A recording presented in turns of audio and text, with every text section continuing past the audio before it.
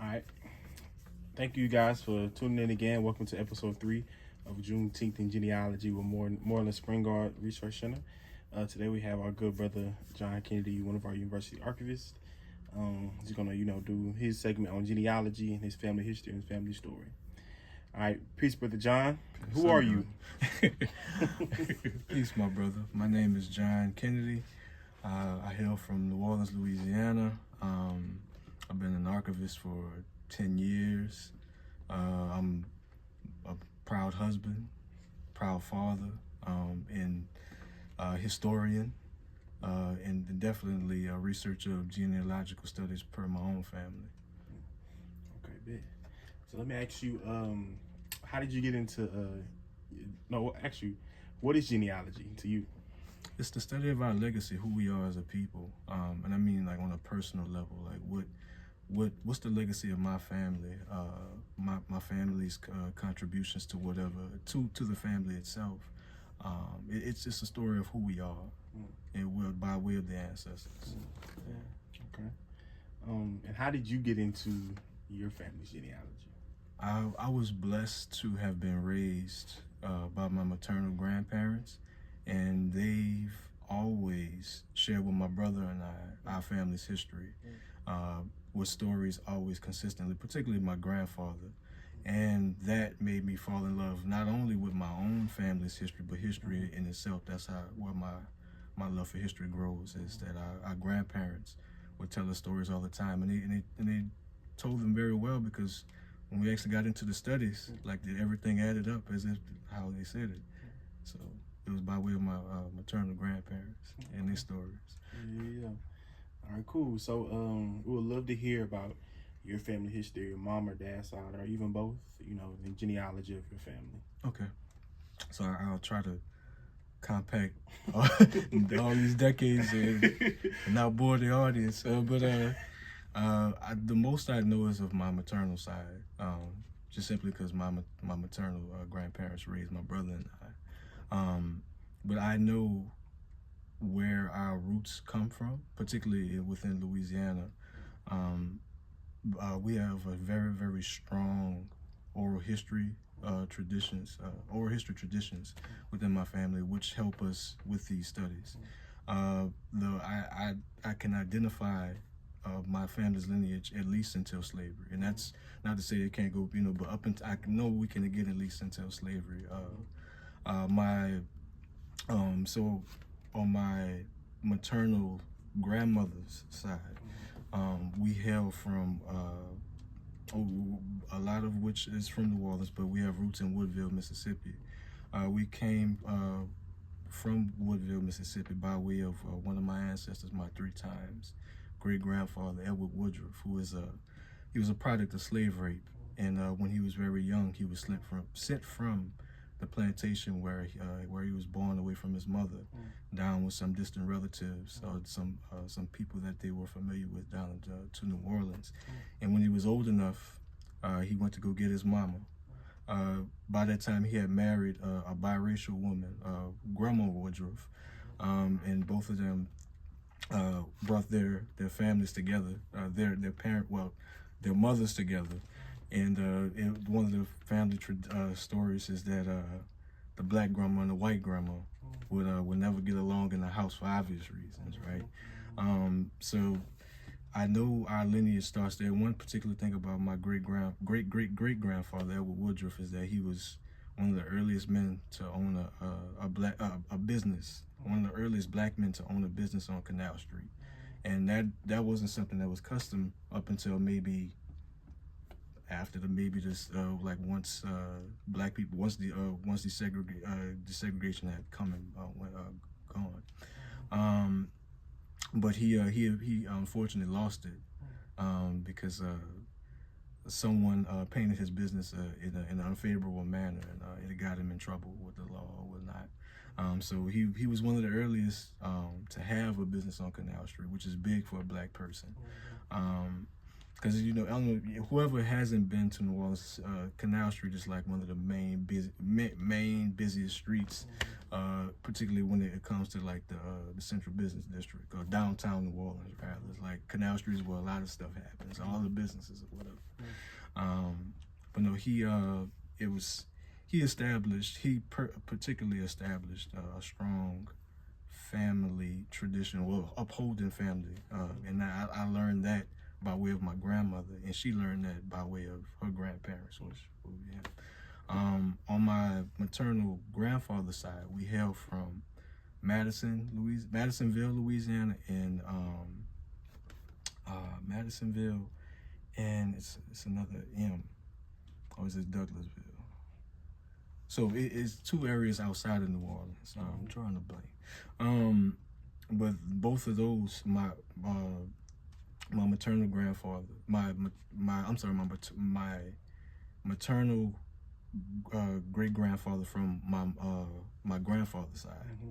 His father is the one that comes from Donaldsonville. There it is, Donaldsonville, and he came to New Orleans he was born in 1906, and I think very, very young. He had to be like 7 or 8 when he and his brother was sent to New Orleans to live with their aunt because I think their parents were ill, and their sisters actually joined the Covenant, but with the nuns via the Catholic Church and whatnot. So his sisters were nuns. He and his brother got shipped down to New Orleans to live with their aunt, who ran a woman's business in New Orleans, down near the quarters. So he always grew up as a tradesman, and he eventually became a barber. He and his older brother, who I'm speaking about. And one of the stories is he said he said he wanted a good woman. He said, I'm gonna go get me a good woman. So go get me a good chocolate woman. So he went. He said, we'll go find me a good chocolate woman. He eventually met my great grandma. Oh yeah, so he grew. So he made his way as a tradesman, and eventually, he married my great grandmother, Amelia. So his name, I'm sorry, I neglected to mention his name. This particular grandfather I'm speaking about, his name was Elmore Dix Sr. And his wife was Amelia Dix. And this is your great grandfather, right? Yes, my great. Yeah, my maternal grandfather's father and mother. Okay. There we go. So they eventually had 9 children. 9 children. So they always had so it was always known to my brother and I, or told to my brother and I, by way of his siblings and him, he and his siblings, that they never had the richest household. But they always had a household full of love and prayer. So, because one of the things they talk about my great grandmother Amelia, she was a praying woman. She was a praying woman at all times. That's one of the things that, it was a given about her character is that she loved God. She loved Christ like that. And that's, if she did nothing else, she was praying for her family and trying to cover them with the blood. But even with them having 9 children and my grandfather and his siblings growing up very, very hard, they grew up driven and clever.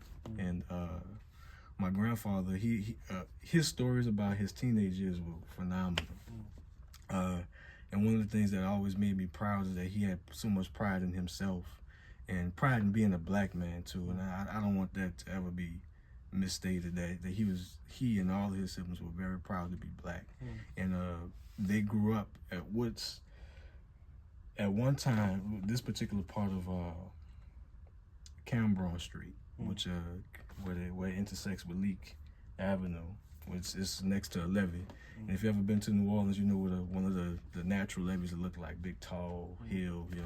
At one time that hill had nothing but houses all along. They still have houses there, but it's just further down the levee.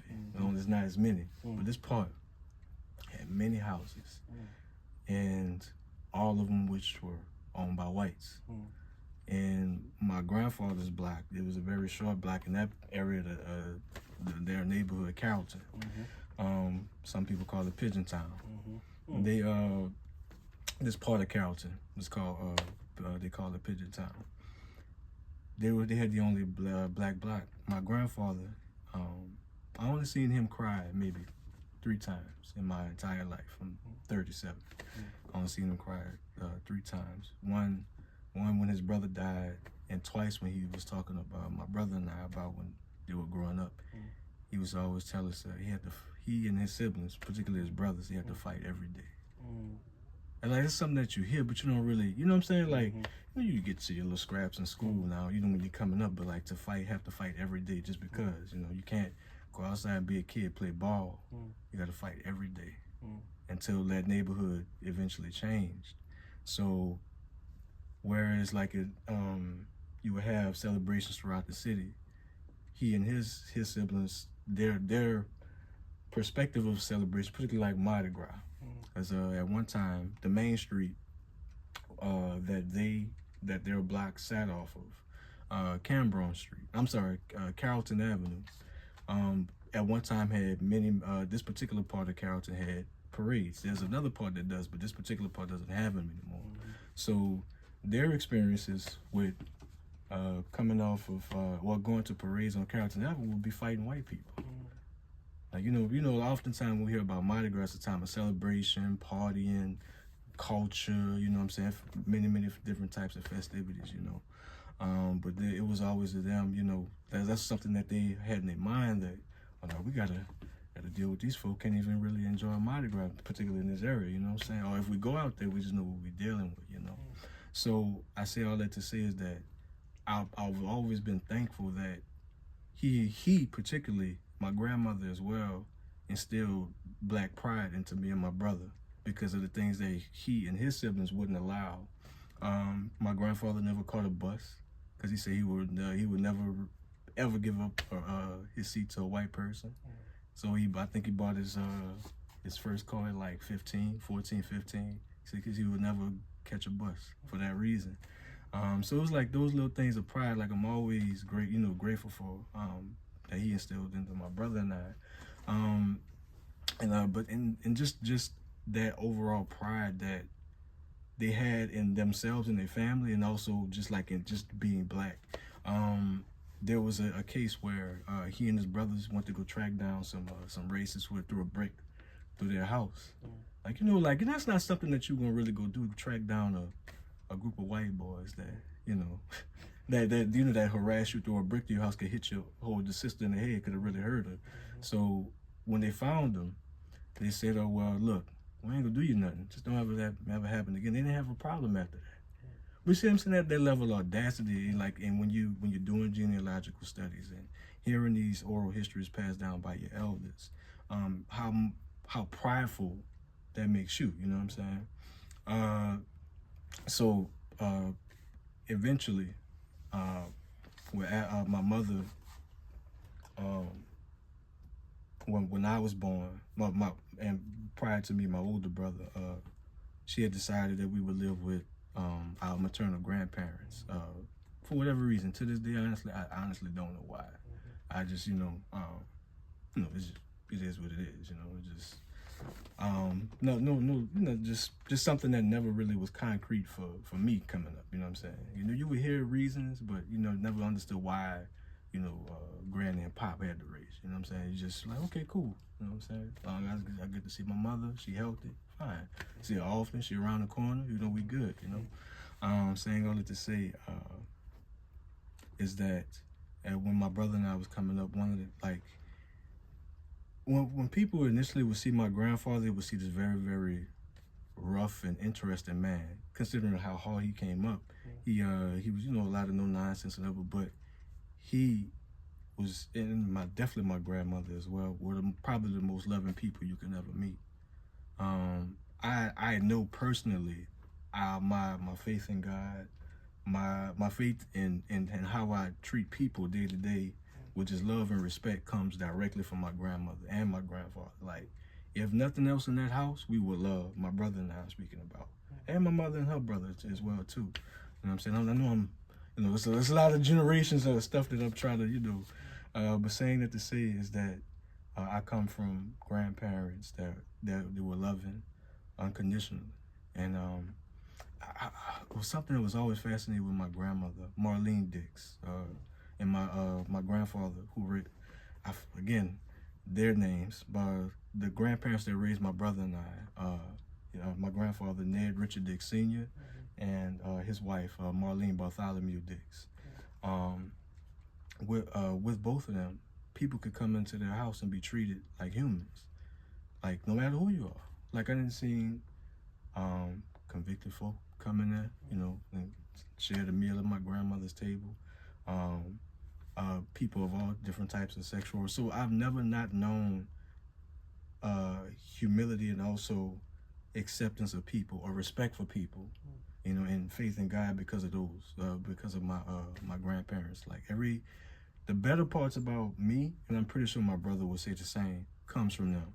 Everything good about me comes from them, and that's something I'm always going to be appreciative of, because whether they're talking about me being a black man or just someone who treats people who intentionally tries to teach people well, genuinely, it comes from them. I can remember. I think me and you may have shared the story before. A lot of times when you grow up light skinned, they hear you from Louisiana. Oh, you Creole? Well, I asked that to my grandmother one time, and she said, I said, Grandma, I said, are we Creole? Or what do we call it? She said, boy, you're black. That's like, oh, I know we're black, but she said, you're black. So no hype. So then I think a lot of my unhyphenated black pride definitely comes from my grandparents, because they never. I'm grateful that even though I come from a city where like colorisms and some of the self-hate things that we deal with are prevalent, for obvious reasons. You know what I'm saying? You don't get rid of centuries of oppression overnight. But I'm grateful that I didn't grow up learning those. I only heard those at school and from other folk. Never in my house. Never in the house that I was growing up in. We didn't. I didn't learn the differences of the shades and whatnot. I just saw, okay, we all just different. Yeah. But as you get older, you understand like things are a little bit more complicated. But I'm grateful to them, my grandparents, that my brother and I never learned colorisms. Or any of those little self-hate things that plague our people today. So we all were black, and it was all good at all times, and I was grateful to that. And so all that to say, even today, I hold myself accountable in making sure I don't forget these stories, but also do more to whether it's be cooperating with one of my cousins, who I think she might be diligent and not more diligent than I am about genealogy. But just making sure like that's present, so when my daughters get older, what I'm saying, they can understand this, because unfortunately I can't put my daughters in my grandparents' arms anymore. You know what I'm saying? Like what? Like they didn't get a chance to meet my kids, so everything that they're gonna learn about my grandparents comes from me. So again, I benefited from very strong oral history traditions, even now, and so I want to pass it on to my daughters when they get older. I'm sorry, that was a long. That was good. So let me ask you this: what's the most interesting thing you ever found about, like when you went on a genealogy find or family history find? What's the most like interesting thing that you remember to this day that always stuck with you? When I was young, very, very young, very, very, very young, one of the family traditions that's passed down, one of the histories that's passed down, oral history that's passed down, and it's coming from my maternal grandfather's side. One of my ancestors on that side was a man. I believe his name was maybe I started with an A. I can't remember, but we used to always hear that we had an ancestor that killed his enslaver, and it was in this particular part of Louisiana, and you used to always hear about it. But it wasn't until two things. One, I believe one of my cousins found where a man, an enslaver, was killed by one of his slaves in this particular part. So that was like a check mark. But it wasn't until one of my great aunts, one of my grandfather's sisters, his older sister and her daughter, went to visit a plantation, and they took a tour. And the person who had owned that plantation was murdered by his one of his slaves, and the dots begin to connect. So it clicked for me, and it meant a lot to me that I came from a family that always was working to better themselves, their children, blackness. You know what I'm saying? Like that meant a lot to me, because then it added up to why, you know, some of the things that my grandfather was doing. Well, like my grandfather was one of those guys, man. Like if he heard that my brother and I got into a fight or something, or somebody wanted to fight us, one of the things he would always say is, don't ever come in this house and tell me you were afraid to defend yourself, because then you got to deal with me. Because all of that stuff, like that unconditional belief in yourself, that unconditional I'm sorry, bro. I'm sorry.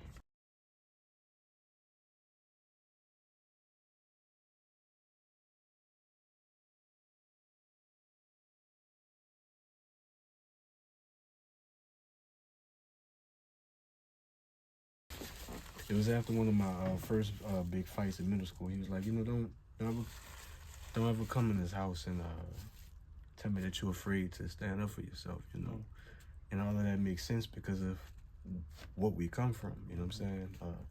Not really too much rebellion, definitely rebellion, but in a sense of just being audacious and not being afraid, you know. Allow fear to control you. And I can honestly say I've never seen that from neither one of my grandparents. But I can remember it connected because my brother and I are 6 years apart. So before I was born, I think my brother and my grandfather were outside working on a bike or something like that. Or I think they were fixing something. I can't remember. And then one of the guys from the neighborhood rolled up, and my brother's name is Yobi. So people would call him either Tigger, his nickname, or Z. It's like, oh man, Z, I heard you were afraid to fight such and such. And my brother was like, no, I beat such and such. I beat him up already. My grandfather, he turned to my brother, he said, boy, you're around here afraid to stick up for yourself? He's like, no, Pop, I fought the dude already. We'll go fight him again. And so my brother actually wanted to fight the dude that rolled up on the bike just there. But saying that to say is that, man, and it'd be one thing, Alafia, if we were hearing the stories and it didn't add up. Until he died, brother, that's who he was.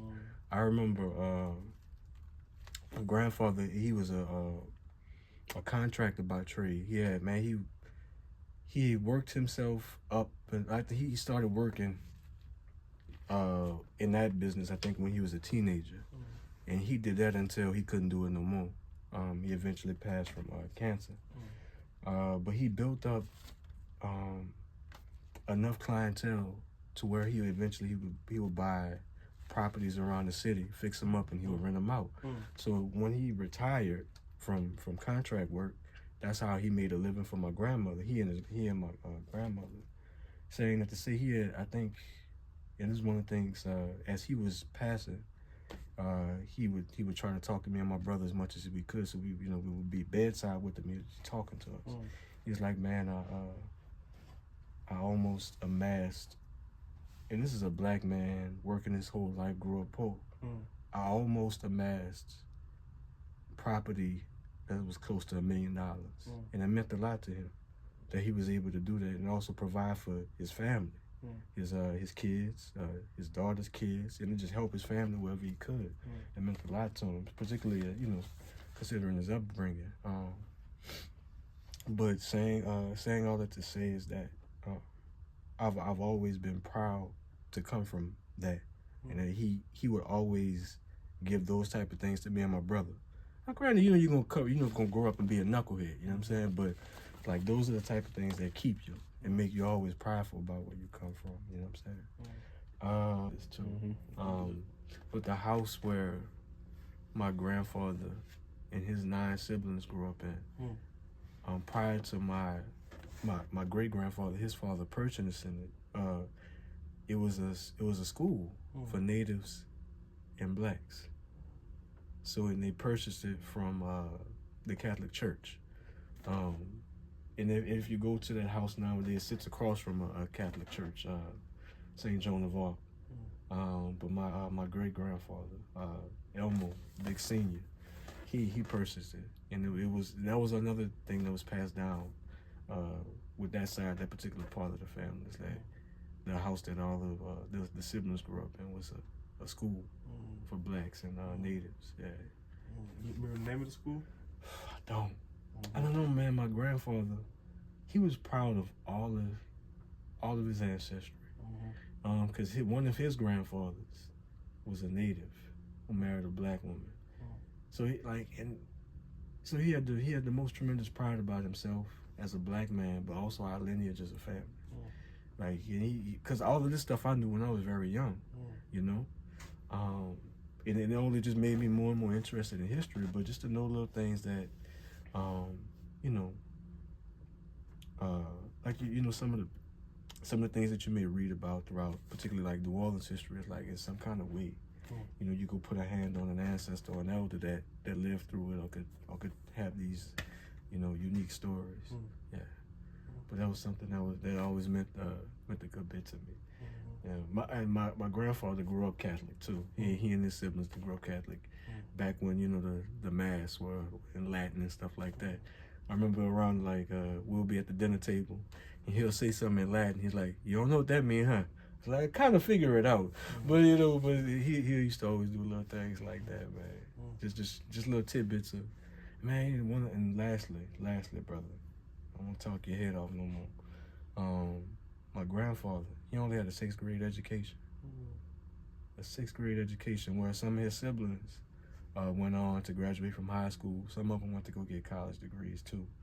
And all of them did well for themselves, every single one of them.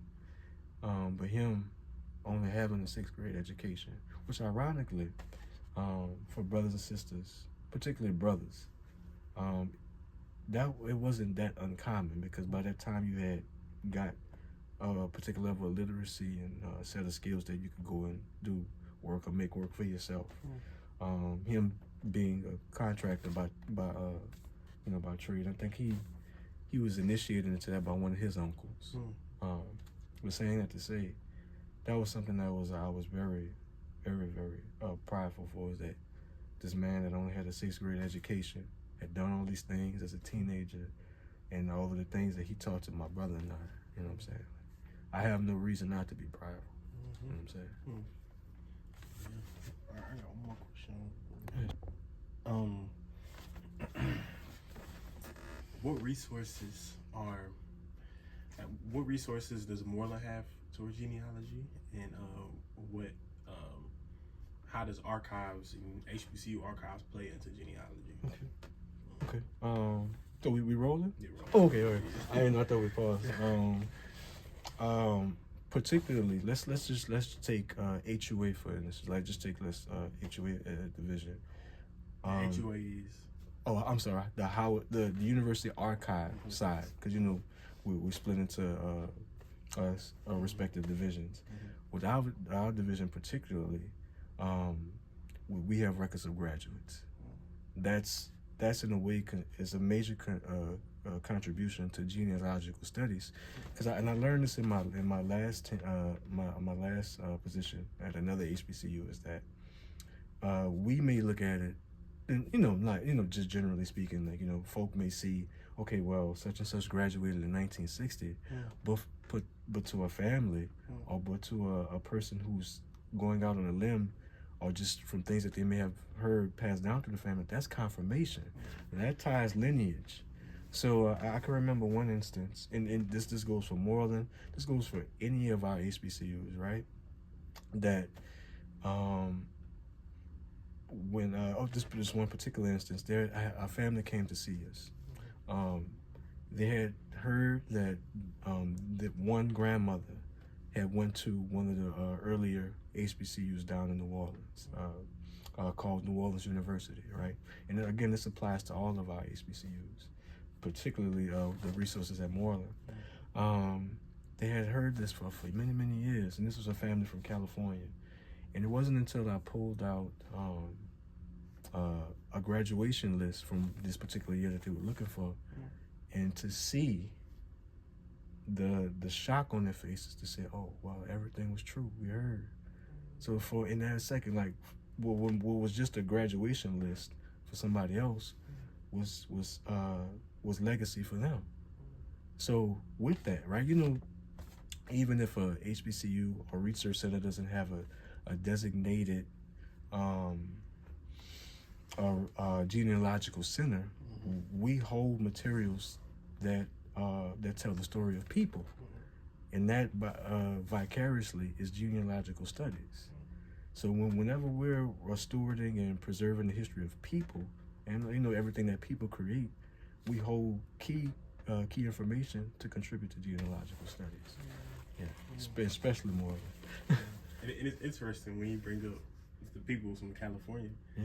Because I think it was from the 1940s all to the 60s, you got people from Louisiana and Texas go to California for Great Migration. Yes. The fact that they came back kind of make their connection is kind of cool. Yes, you know? and that was the thing. That was the thing. That was the thing. And that wasn't the only exchange I had with a family whose lineage was from New Orleans that had moved out to California. But yeah, that actually wasn't that uncommon, particularly in that particular archive.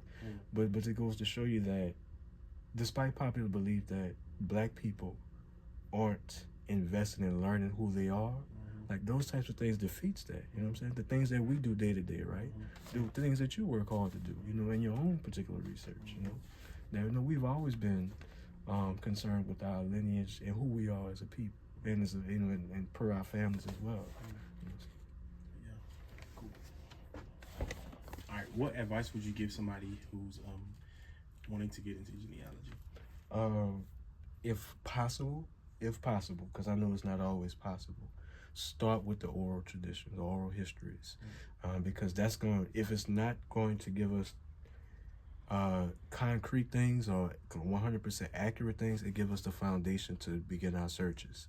I was grateful to that the oral histories that were passed down with us were adding up when we began our searches, right? So I would always say begin with the oral histories, because the elders passed those down for a reason. Even if they don't keep written records, these particular stories, even if they change throughout time, they have some level of truth or some validity.